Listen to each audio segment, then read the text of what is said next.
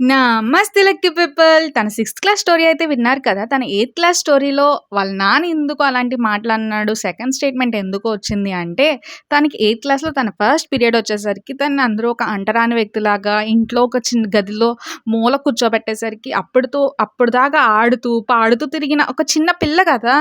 అలా చేసేసరికి తనకెందుకో నచ్చలేకో లేదంటే స్ట్రెస్సో ఏమో తెలీదు. తను సెకండ్ పీరియడ్‌కి ఏం చేసిందంటే ఎవరికీ చెప్పకుండా నార్మల్‌గా వాళ్ళ నాన్న పట్టుకొని పడుకొని పోయిందంట ఆ రోజు నైట్.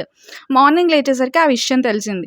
తెలిసేసరికి "నువ్వు ఇలాంటి ఇలా, అలాంటి ఇలా" అంటూ అడ్డమైన మాటలు మాట్లాడేసి, ఆ అమ్మాయిని టార్చర్ పెట్టేసి, తిట్టేసి, కొట్టేసి ఇంత జేయాల్సిన అవసరం లేదు గదా!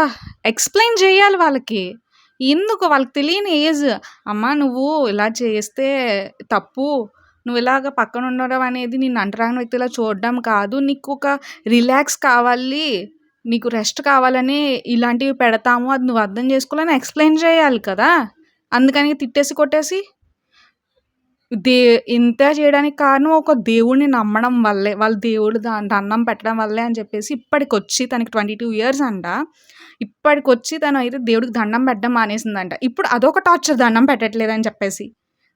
మీరు చేసిన తప్పులు మీరు ఒప్పుకోరు. మీరు అమ్మ గ్రేటు, నాన్న తోపు అంటున్నారే!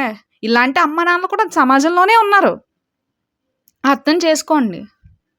నేను అమ్మ, నాన్నలని అందరిని అనట్లేదండి. పేరెంటింగ్ నేర్చుకోండి. అంత మూర్ఖత్వం పనికి రాదు కదా! స్కూల్లో సార్ చేసిన పని కూడా తిన్నే అన్నారంట.